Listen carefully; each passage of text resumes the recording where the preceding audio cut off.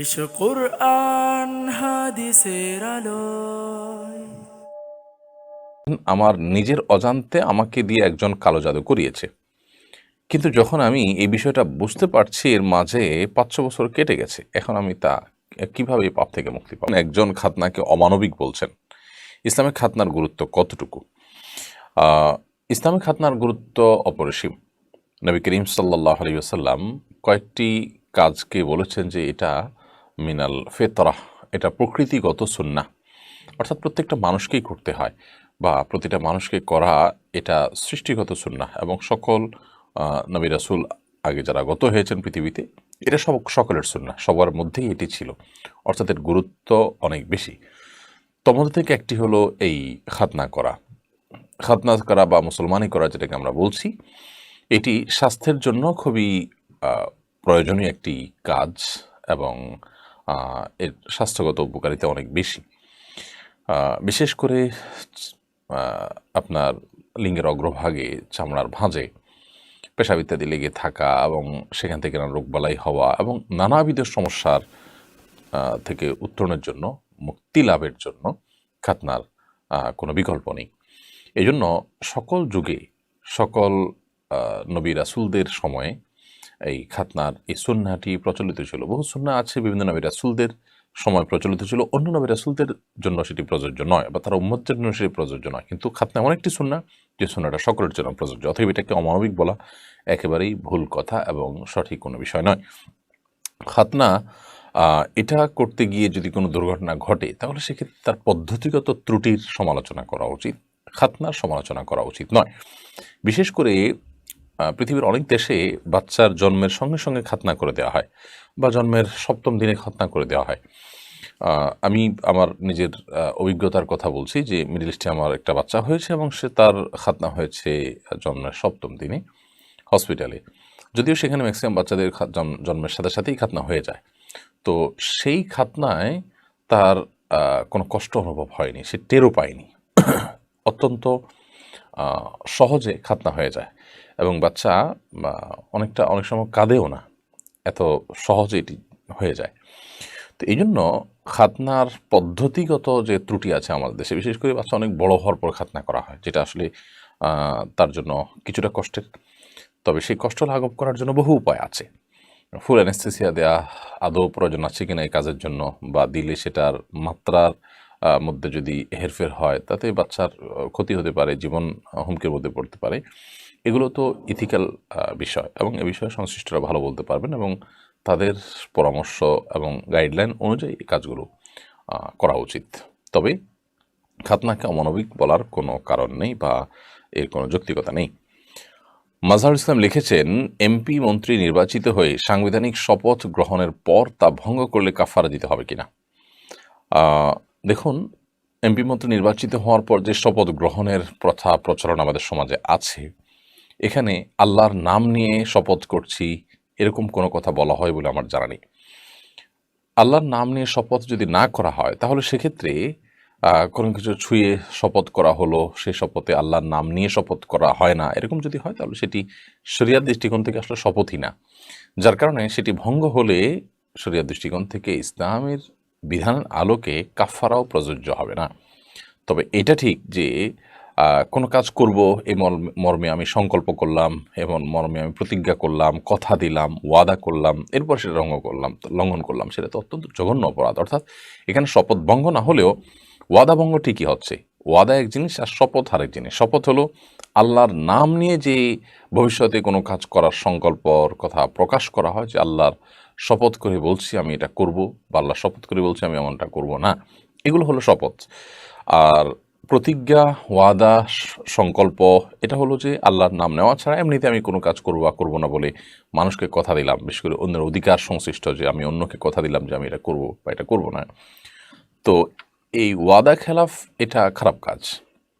বিশেষ করে অন্য মানুষের সাথে যে আমাদের কোনো প্রমিস করি আমরা, ওয়াদা করি আমরা, সেগুলো যদি লঙ্ঘন করা হয়, ভঙ্গ করা হয়, কথা মানুষের সাথে দিয়ে সেটা নষ্ট করা হয়, তাতে মানুষ ক্ষতিগ্রস্ত হয়, মানুষের সাথে দেওয়া কথার বরখেলাফ করা হয়, তাহলে সেটা মুনাফিকের আলামত। নবী সাল্লাল্লাহু আলাইহি ওয়াসাল্লাম বলেছেন মুনাফিকের কয়েকটি আলামতের কথা, তার মধ্যে থেকে একটা হলো ওয়াইদা ওয়াদা আখলাফা, যখন সে ওয়াদা করে সে ওয়াদার খেলাফ করে, অর্থাৎ ওয়াদা রক্ষা করে না। তাহলে ওয়াদা রক্ষা করা খারাপ জিনিস, ওয়াদা ভঙ্গ করা খারাপ জিনিস, সেটা ভিন্ন বিষয়। বাট আপনার শপথ ভঙ্গ করলে সেটি কাফফারা দিতে হবে, এরকম একটা ব্যাপার। ওয়াদা ভঙ্গ করলে কোনো কাফফারা নাই, কিন্তু এর কারণে গুনাহ হয়। তো এই জন্য এমপি মন্ত্রী হওয়ার সময় যে শপথ তারা করে থাকেন, সে শপথ তারা ভঙ্গ করে থাকলে, তাদের ওয়াদা ভঙ্গ করলেন, সেক্ষেত্রে তারা গুনাহগার হবেন। বাট শপথ ভঙ্গের যে কাফফারা, সেটি তাদের জন্য প্রযোজ্য হবে না। অতএব আপন জায়গায় তাদের এই প্রতিজ্ঞার ভ্যালু ঠিকই আছে, সেটা তাদেরকে অবশ্যই লক্ষ্য করতে হবে। জলকাব্য এআইডি থেকে আপনি লিখেছেন, যারা অন্যায় করেছে, আঘাত দিয়েছে, কষ্ট দিয়েছে, বিশ্বাসঘাতকতা করেছে, অনেক সময় যেসব কথা মনে পড়ায় নামাজরত অবস্থায় কান্না চলে আসে, অনেক সময় কাঁদতে থাকি, এতে নামাজের ক্ষতি হবে কিনা? দেখুন, নামাজের মধ্যে কান্না হবে শুধুমাত্র আল্লাহর ভয়ে, জাহান্নামের ভয়ে, আল্লাহর ভালোবাসায়। দুনিয়াবি বা পার্থিব বিষয়ে কান্নাকাটি করা নামাজের মধ্যে অনুচিত। বিশেষ করে যদি শব্দ করে কান্না করা হয় নামাজের মধ্যে, দুনিয়াবি কোনো কারণে ব্যথা পেয়ে শব্দ করে কাঁদলেন, তাহলে নামাজ ভঙ্গ হয়ে যাবে, নষ্ট হয়ে যাবে। আর যদি শব্দ করে কান্না না হয়, বরং নীরবে কান্না আসছে, চোখের পানি পড়ছে জাস্ট কষ্টে, তো এটার কারণে আপনার নামাজ ভঙ্গ হবে না। কেউ কষ্ট করেছে, কেউ কষ্ট দিয়েছে, বিশ্বাসঘাতকতা করেছে, আঘাত দিয়েছে, সেজন্য আপনার নামাজে কান্না এসে গেল। আপনি আল্লাহ তাআলার কাছে একরকম মাজলুমের যে নিবেদন, মাজলুমের যে উপস্থাপন, সেই জায়গা থেকে কাঁদছেন, দোয়ার অংশ হিসেবে কাটছেন। যদিও আপনি মুখের তেলাওয়াত বা জিকির যাই করছেন, মনে দোয়া করে আপনি আল্লাহর কাছে সাহায্য চেয়ে কাঁদছেন, অথবা কষ্টের কারণেই কাঁদছেন, কিন্তু চোখের পানি ছাড়া সেখানে শব্দের কোনো ব্যাপার নেই, অর্থাৎ সশব্দে কাঁদেন নেই, তাহলে সারা নামাজ হয়ে যাবে, নামাজ না হওয়ার কোনো কারণ নেই। যদিও নামাজের মধ্যে আল্লাহ তাআলার দিকে পরিপূর্ণ মনোযোগী হয়ে নামাজটাকে অন্য বিষয়ের মনোযোগ থেকে পৃথক রাখা দরকার। ওমর ফারুক আপনি লিখেছেন, আমি আমার স্ত্রী সন্তান নিয়ে আলাদা থাকি, মা ভাইদের সাথে থাকি না, কারণ প্রায় ঝগড়া হতো। তবে আমি সবার খোঁজ খবর রাখি, সাধ্যমতো টাকা পয়সা দেওয়ার চেষ্টা করি। আমি কি আত্মীয়তার সম্পর্ক ভঙ্গকারী হিসেবে গণ্য হব? দেখুন, স্ত্রীকে ভাই বোন এবং মা বাপের সাথে রাখলে আত্মীয়তার সম্পর্ক রক্ষাকারী, আর না রাখলে সম্পর্ক ছিন্ন করে, ব্যাপারটা এত সহজ নয়। কোনো যৌক্তিক কারণে মা বাবা ভাই বোনের সাথে স্ত্রী নাও থাকতে পারেন, হতে পারে সেটা নিজের চরিত্রের হেফাজতের জন্য কর্মস্থল দূরে থাকার কারণে নিজের কাছে স্ত্রীকে রাখা, অথবা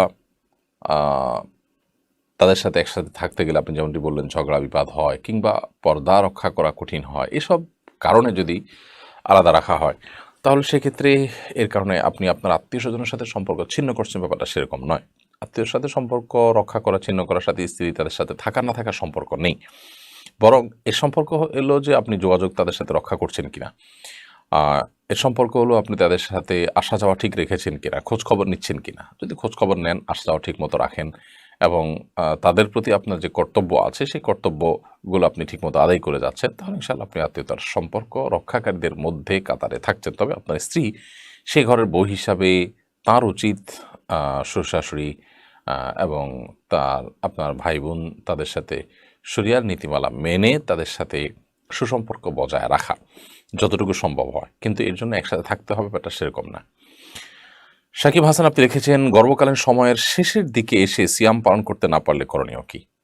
সিয়াম পালন করতে না পারার ব্যাখ্যাটা কি? যদি এমন হয় যে গর্ভকালীন সময়ে এমন একটা পরিস্থিতিতে আপনি এসে পৌঁছেছেন যে সিয়াম পালন করতে গেলে গর্ভস্থ সন্তান ক্ষতিগ্রস্ত হতে পারে, কিংবা আপনি না খেয়ে কোনোভাবেই টিকতে পারেন না, অনেকে আছেন যে অনবরত বমি করতে থাকেন, এরকম কোনো অসুবিধা যদি হয় যে আপনি সিয়াম পালন করার কোনো সক্ষমতা আপনার নেই, তাহলে তো ভিন্ন কথা, আপনি অসুস্থতার কারণে সিয়াম রাখবেন না, এই সিয়ামগুলো পরবর্তীতে আপনাকে রেখে দিতে হবে। কোরআনে কারিমে আল্লাহ তাআলা বলেছেন, ফামান কানা মিনকুম মারিদান আও আলা সাফারিন ফাইদ্দাতুম মিন আইয়ামিন উখরা, তোমাদের মধ্যে যারা অসুস্থ থাকবে অথবা সফরে থাকবে, তারা অন্য কোনো সময়ে এই রোজাগুলো রেখে দিতে হবে। অতএব সেই হিসেবে এই রোজাগুলো আপনি পরবর্তীতে রেখে দিলে হবে। আর যদি জাস্ট গর্ভের সময় রোজা রাখলে বাচ্চার ক্ষতি হতে পারে, এরকম একটা ঠুনকো অজুহাত কিংবা জাস্ট আশঙ্কা থেকে আপনি এটি করেন, তাহলে সেটা মোটেই ঠিক হবে না। কারণ হলো এই আশঙ্কার কোনো ভ্যালু বা এর কোনো যৌক্তিক ব্যাখ্যা নেই, এবং ভ্যালিড কোনো আশঙ্কা এটা না। হিমু প্রামাণিক এআইডি থেকে আপনি লিখেছেন, আমার নিজের অজান্তে আমাকে দিয়ে একজন কালো জাদু করিয়েছে, কিন্তু যখন আমি এই বিষয়টা বুঝতে পারছি এর মাঝে 5-6 বছর কেটে গেছে, এখন আমি তা কিভাবে এই পাপ থেকে মুক্তি পাবো? প্রথমত আপনি এই জাদু কাটাবার চেষ্টা করবেন। কোনো জিনিসে যদি জাদু করা হয়ে থাকে সেই জিনিসটা নষ্ট করে ফেলবেন, উত্তোলন করে। অন্য কারোর মাধ্যমে করানো হলে তাকে ধরে হলেও সেই জাদু কিভাবে করা হয়েছে সেটা কিভাবে নষ্ট করা যায় সেই চেষ্টা আপনাকে করতে হবে। ওটা নষ্ট করতে গিয়ে যেন আবার জাদুর আশ্রয় নেওয়া না হয় সেটি খেয়াল রাখতে হবে।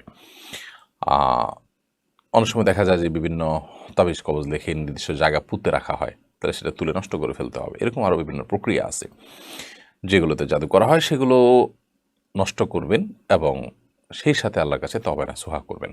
জীবনে যেন আর কোনোদিন আপনার দ্বারা এরকম কর্মকাণ্ড না হয়, এ ধরনের জঘন্য অপরাধ না হয়। এটা ইসলামী শরিয়ার দৃষ্টিকোণ থেকে মৃত্যুদণ্ড পাওয়ার মতো অপরাধ।